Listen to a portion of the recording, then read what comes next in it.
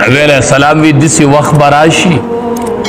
چې دا فتنی به دسی را ننوزي دی کورونو ته لکه د باران دا ساس کی چې را روان دی دسی د فتنو دور براشي زما د امت د فساد دور براشي په دغه ټیم کې چې چا زما یو سنت ژوندې که چې هغه مړ سنت و معاشره کې مړو فله اجر 100 شهید دته به په دې یو سنت د 100 شهیدانو مره اجر میلاوي علما وایي شهید په میدان جهاد کې خو به یوه ګولۍ به پې ولګي یو تیر به پې ولګي شهید بشي او مړ سنت چې سړی په معاشره کې ژوندې کوي په ده به د هر طرف نه ګزارونه کوي دته به خلق مخالف روچتیږي او څوک به څه وایي او څوک به څه وایي نو چې یو مړ سنت په معاشره کې هغه هم سړی ژوندې کوي نو په ده به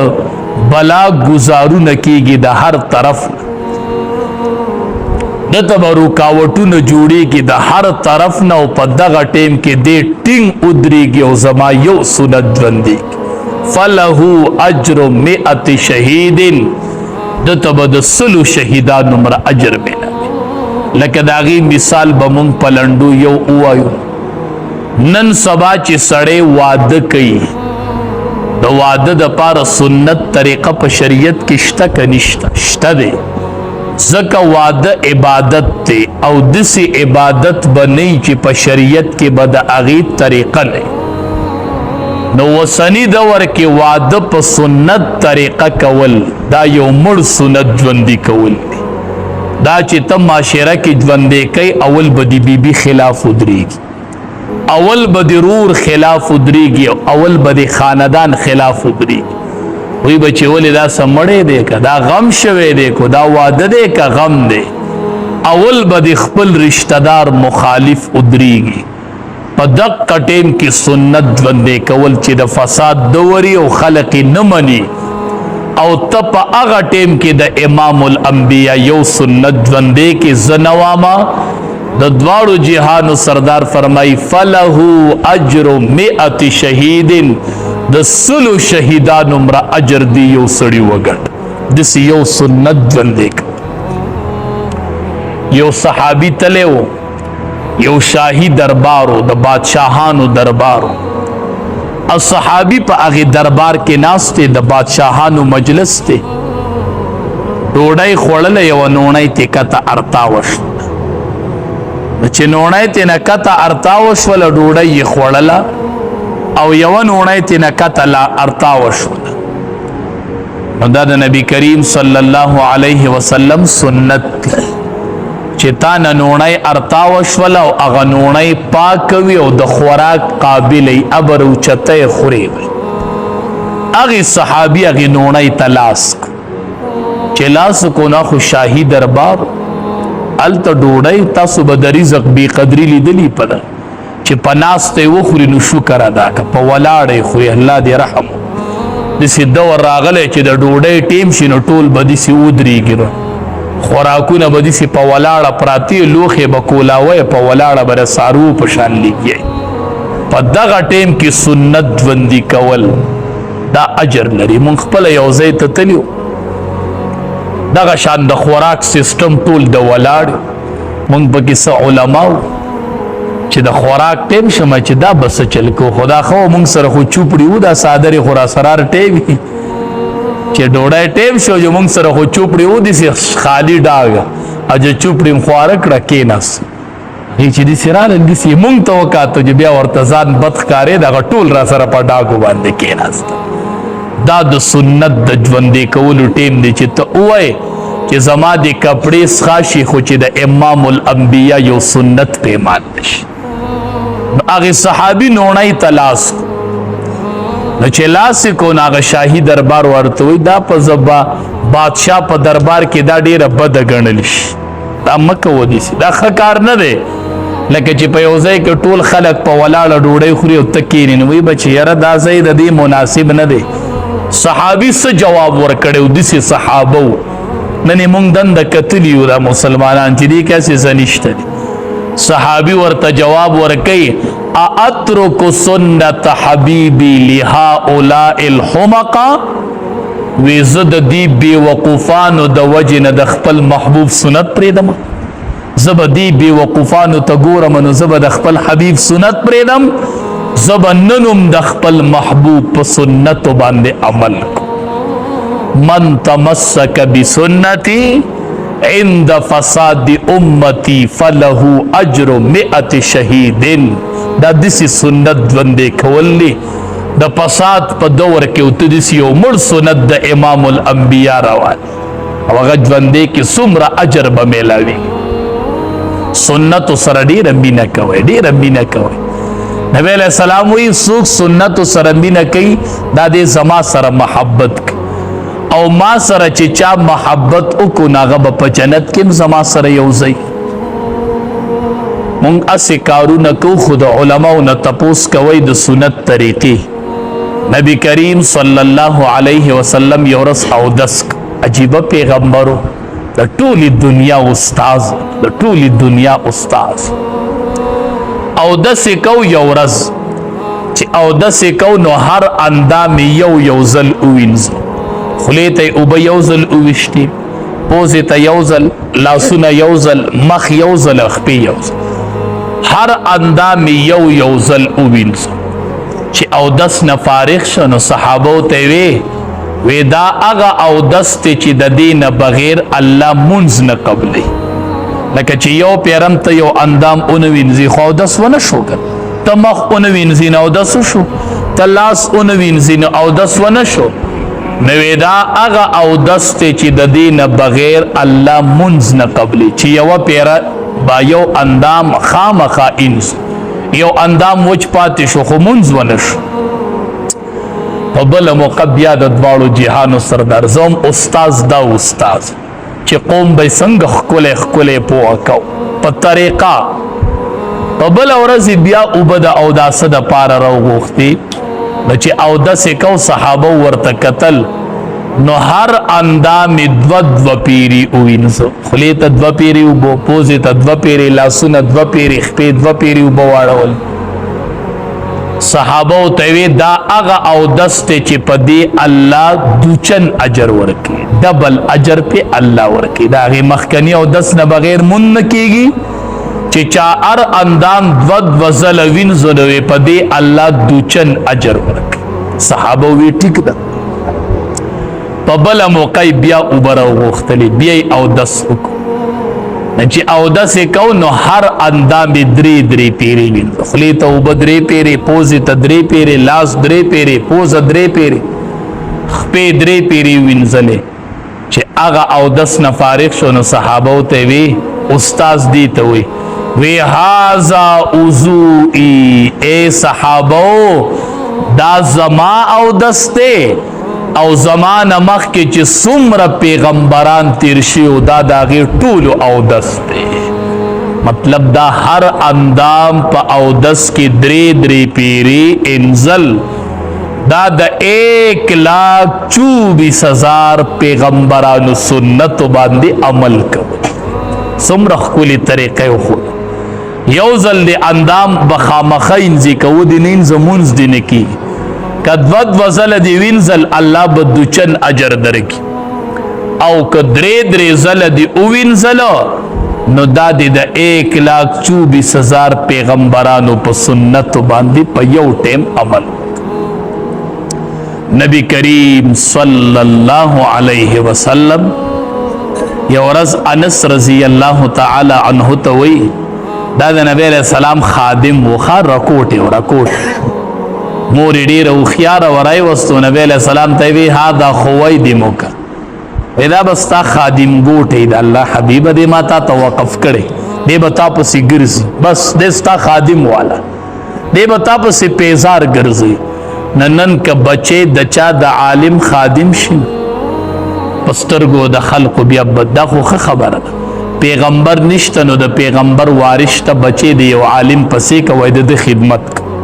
و د پسې هسې پیزار ګرځو بس د پسې ګرځه وی هذا خویدمک تا چې بچې د عالم خادم کو بینی که خیر تب بیا د دې برکدا یوازې خدمت بیا نه دی دی به الله حافظ کې او عالم کې او الله به په خاندان کې حفاظ او علما را رسي دا خو وړه خبره نه ده نبی علیہ السلام ته وی دی بستا خادم فدع له بس دعا ورته کوه ډیره اوخیار مور و چې بچی نبی علیہ السلام ته وقف کوي د ته دعا کوي نبی کریم صلی الله علیه وسلم یو ورځ انس رضی الله تعالی عنہ ته وی یا بنیا اے بچوڑیا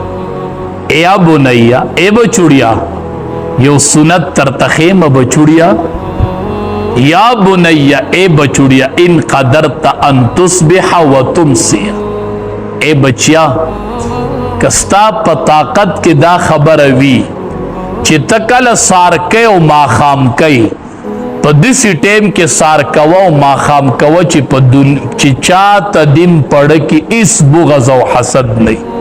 ففعل نو دا کار وکړه یعنی هر سحار او ماخام دسی تیروا چې اچا تم پړ کې بغض او کینه مساته ټول خلق معاف کوا ټول ورځ دسی تیروا چې چا تدیم پړ کې کینه نه پړ کې درته پړ کې چا تکند نه چا تدی پړ کې خړواله نه چا سره دی پړ کې بغض او حسد نه ودا زما سنت ته او دا دسی سنت ته چې چا په دې عمل وکړو ناغه زما سره محبت کو ومن احبنی کان معی فی الجنه او چا چې ما سره محبت کو هغه زما سره په جنت کې مطلب دا چې په دې سنت زما چام عمل وکړو چې هغه ای چاتم پړ کې کینه نه ساتي بغض نه ساتي حسد نه ساتي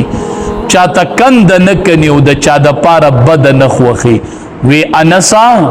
اے بچوړیا دا سینه او داړه دی صفا کا چې ای چاته دیم پړ کې سم نه نو کپدی سنت ته زما عمل کو دا یو عظیم سنت ته نو دا ما سره محبت ته او چا چې ما سره محبت کو نو ما سره به جنت کې یو ځای خو چې دړه نه دی کینه او حسد او بغض لر نن کو دی ټولي دنیا مسلمانانو په دی یو سنت عمل وکړو تاسو به هر سړی چې دړه نه کینه او حسد بل تلر کی او بل سړی د الله د رضا د پاره معاف کی او دړه نه کینه او حسد لر کی هر مسلمان نو دی بد نبی کریم صلی الله علیه وسلم سره په جنت کې حدیث مبارک کې راځي د دواړو جهاد سردار او فرمایل سوک چې درې کار کوي نبی علیہ السلام او فرمایل سوک چې درې کار کوي دا سړی به جنت ته دا جنتی اعمال دي چې سوک درې کار کوي صحابه متوجه شل چې د دواړو جهادو سردار بسخي دا بنیادی کارونه دي چا چې په دې دریو کارونو عمل وکړ زنواما نبی علیہ السلام فرمایي دا جنتی سړی دی اول نمبر من اکل طیبا چې د رزق حلال بنیادی خبره چې خپل رزق حلال کی نونی حلالی حرام نخوری اول خبره چې دی خپل رزق پاک حدیث مبارک کې راځي وی یو سړی به د بیت الله نه غیر چاپیره ګرځي د کعبه نه او اوازونه بکې او ناری به وخی چې الله ما معاف کا الله وی زبې نه معاف کو زکا چې د په ګیړه کې به حرام پراتی او په وجود به حرام اوستي نه قبلوم دا دعا چې په ګیړه کې حرام دی او په وجود کپڑے حرام یا غستی دی او دند حرام دی او دی وی الله مو بخنی بخم نو اول عمل من اکل طیبا چې یو سړی رزق حلال کی نونای پاک خورای لګ دی خو حلال دی ګټ دی لګی خو حلال بس دا بنیادی خبره ده دا ګورې غټ اثر پرې باسي بیا بچی نه حافظان کی بیا بچی علما کیږي نه خاندان کې بیا حفاظ او علما نه را رسي چې کله د سړي رزق حلال دی او دویمه خبره وعمل فی سنت او هغه زما په سنت باندې عمل رزق حلال وی او زما په سنت باندې عمل کوي چې هر کار کوي نو هغه په سنت طریقه باندې چې یاره دا کار کومه د دې کار سنت طریقه سوا نبی کریم صلی الله علیه وسلم د دې کار سنت طریقه څخه خودلې نو اول چې رزق حلال یو دویم چې عمل د سنت مطابق هر عمل چې کوي په سنت طریقې کې دریم وامن الناس بوائقه او دریم خبره ده چې خلق د تکلیف نه په امن کې چاله تکلیف نه ورکي رزق حلال او په سنت عمل او د لاس سوکم په تکلیف کې نه نبی علیہ السلام فرمائی دا سړی جنتی سړی دی د جنت تلاړ چې دا درې کارونه د کیوي نن موږ نه څومره خلق تکلیف کې دي نن تاسو ګورئ د گاونډي نه گاونډي څومره په تکلیف کې څومره په مصیبت کې گاونډي د گاونډي د لاسه انخته علما وایي چې کله یو سړی خپل آبادی دنګي او په گاونډي سورې کېږي نو دې به ترنه اجازت علي دا د گاونډي حق نن سړی په دې فکر کې دی کله به پیسې بیلاویږي چې آبادی دنګ کم چې د گاونډي کور خراب په دې فکر کې پو یو سړی وایي زه ښه سړی یم کو بد سړی یم دا پته به څنګه سړي ته لګي چې زه ښه سړی یم که بد سړی یم څنګه به ما ته پته لګي نبی علیہ السلام فرمایي دې د گاونډي خبرې د ځان په باره کې واوري مخامخ نه دې معلومات وکړي چې د په باره کې گاونډي څه خبرې کوي که گاونډي خلقو ته وایي چې دا ښه سړی دی نو دی به ښه سړی او که گاونډي دی وایي چې دا بد سړی دی نو نبی علیہ السلام فرمایي دا به بد سړی یو بزرگ باره کې راځي د هغه گاونډي و هغه گاونډي کور خرڅو دا بزرگ تینا خبر شو چې دی دا کور خرڅ ورغه پسې وی ته کور خرڅوي وی او وی د دې څومره قیمت دی وی دومره اق ټول قیمت رواغس د خپل جیب او هغه گاونډي له ورکوي دا والا په دې ځان له ضرورت سر کا خدا کور دې مخرڅه دا پیسې اسی والا هغه وی ولي وستا د کور نه ما نفع غستې رستا بیٹک په ما استعمال کړي ستا د دیوال سورې به ما استعمال کړي نو دا مناسب زنه غنما نو د دې کور نه ما نفع غستې ده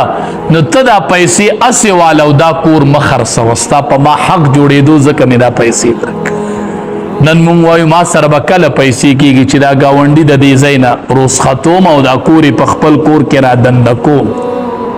وَأَمِنَ النَّاسُ بَوَائِقَهُ نبی علیہ السلام فرمائی درېمه خبره دا ده چې د ده نه